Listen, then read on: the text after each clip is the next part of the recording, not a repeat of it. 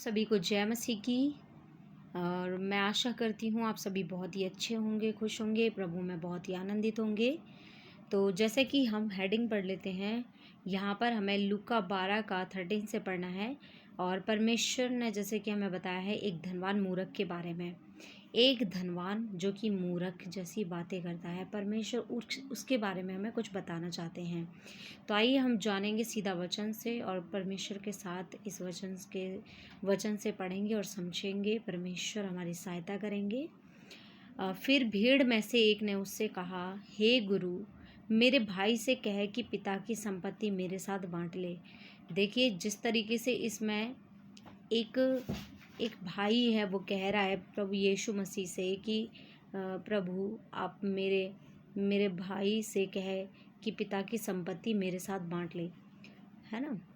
लेकिन आज के युग में अगर हम देखें तो आज बहुत सारी जगहों पर भाई भाइयों में संपत्ति के लिए लड़ाइयाँ होती हैं। संपत्ति की वजह से ही कितने सारे झगड़े होते हैं, मनमुटाव हो जाते हैं, प्रेम ख़त्म होता जा रहा है।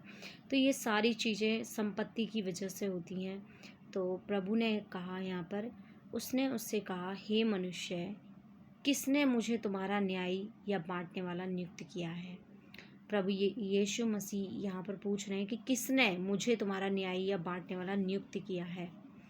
और उसने उनसे कहा, चौकस रहो और हर प्रकार के लोभ से अपने आप को बचाए रखो, है ना, क्योंकि किसी का जीवन उसकी संपत्ति की बहुतायत से नहीं होता। देखिए परमेश्वर प्रभु यीशु मसीह ने साफ साफ यहाँ पर बताया है कि संपत्ति की बहुतायत से जीवन नहीं है, पूर्ण नहीं है, लेकिन किस चीज़ से? केवल परमेश्वर के साथ बने रहने से हमारा जीवन संपूर्ण है। ठीक है, परमेश्वर कहते हैं चौकस रहो हर प्रकार के लोभ से। अब वो लोभ किसी भी प्रकार का हो सकता है, चाहे वो घर का लोभ हो, धन संपत्ति का लोभ हो, या किसी भी चीज़ का लोभ हो सकता है, किसी की ज्वेलरी का लोभ हो, कपड़ों का लोभ हो, किसी भी तरीके का लोभ हो सकता है। यहाँ पर प्रभु यीशु मसीह ने कहा है कि हर प्रकार के लोभ से अपने आप को बचाए रखो, क्योंकि किसी का जीवन उसकी संपत्ति की बहुतायत से नहीं होता। हालेलुया। और फिर हम पढ़ेंगे आगे।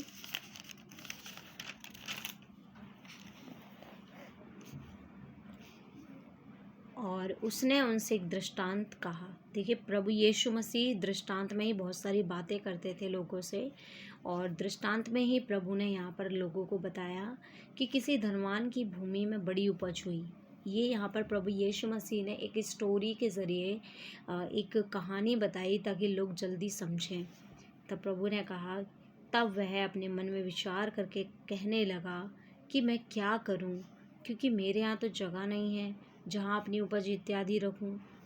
और उसने कहा, मैं यह करूँगा, मैं अपनी बखारियाँ तोड़कर उनसे बड़ी बनाऊँगा और वहाँ अपना सब अन्न और सब बड़ी अन्न और सब संपत्ति रखूँगा।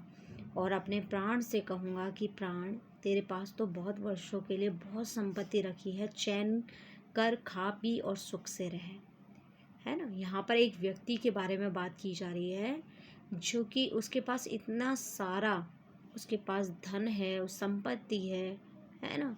और यहाँ पर उसके बारे में बताया गया है कि उसकी उपज भी है जिसके बारे में वो सोच रहा है, अन्न है, वो सोच रहा है कि मैं इसे कहाँ रखूँ। लेकिन वो क्या कह रहा है कि मैं अपनी बखारियों को तोड़ दूँगा और वहाँ पर एक बड़ी सी जगह बनाऊँगा, वहाँ पर मैं अपना सारा ये अन्न और संपत्ति सब कुछ ले जाकर के रखूँगा, है ना। और फिर अपने प्राण से कहूँगा कि तेरे पास तो बहुत संपत्ति है, चैन से खा और पी और सुख से रहे, है ना। लेकिन मेरे प्रियो, परमेश्वर ने क्या कहा? परंतु परमेश्वर ने उससे कहा, हे मूर्ख, इसी रात तेरा प्राण तुझसे ले लिया जाएगा। देखिए कितनी बड़ी बात परमेश्वर ने कह दी। अब क्या होगा इस धन दौलत का, है ना। प्रभु ने क्या कहा कि तेरा प्राण तुझसे ले लिया जाएगा, और तब जो कुछ तूने इकट्ठा किया है वह किसका होगा? ऐसा ही वह मनुष्य भी है जो अपने लिए धन बटोरता है परंतु परमेश्वर की दृष्टि में धनी नहीं। देखिए परमेश्वर ने यहाँ पर सीधा हमें बताया है कि धन जो है हमारे लिए रास्ते नहीं खोलता। केवल परमेश्वर के साथ बने रहना है हमें, विश्वास योग्यता के साथ परमेश्वर के साथ बने रहना है। क्योंकि बहुत से लोग अपने धन के ऊपर घमंड करते हैं, लेकिन यहाँ पर ऐसा एक मनुष्य है जो सोच रहा है कि मेरे पास तो बहुत सारी संपत्ति है और अब तो मैं चैन से रहूँगा, अब तो मुझे किसी चीज़ की बात की कमी नहीं होगी। लेकिन परमेश्वर ने कहा कि आज ही तेरा प्राण तुझसे ले लिया जाएगा। जब प्राण ही ले लिया जाएगा तो अब उस धन का वो क्या करेगा? वो धन का कुछ नहीं होगा।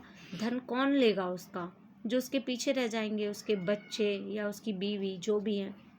तो देखिए, धन जो है वो सब बुराइयों की जड़ है। तो आप, धन हमारी ज़रूरत है, परमेश्वर नहीं हमारा।